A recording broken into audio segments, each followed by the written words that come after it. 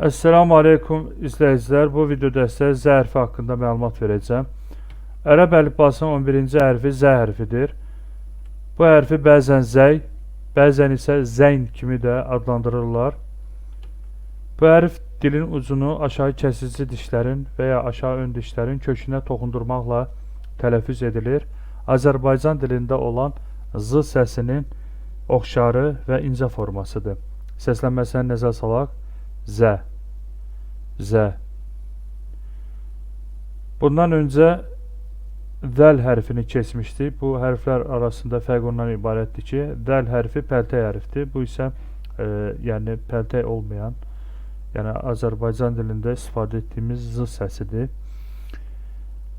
Z hərfi özündən sonra birləşməyən 6 hərfdən biridir. Bundan öncəki video dərslərdə özündən sonra birləşməyən 4 hərfi keçmişdik. Əlif, dəl, zəl, ra hərflərini, Z hərfi də bu qəbildən olan hərflərdəndir.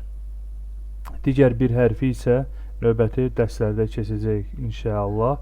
Ekranda Z hərfinin yazılışını görürsünüz. Struktur olaraq ra hərfi ilə bənzərdir. Sadəcə fərqli olaraq üzərində nöqtə işarəsi var. Bu hərfin iki cür yazılışı var.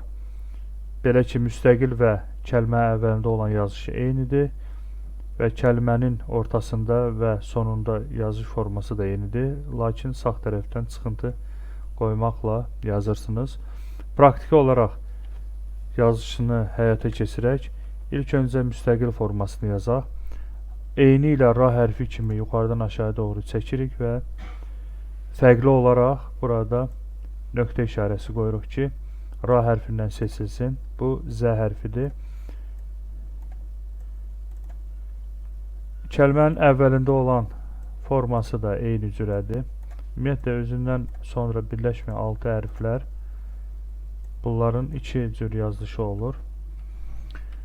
Kəlmənin ortasında yazılışını yazmaq üçün ilk növbədə sağdan çıxıntı qoyuruq və normal şəkildə yuxarıdan aşağı doğru çəkirik və üzərində nöqtə qoyuruq.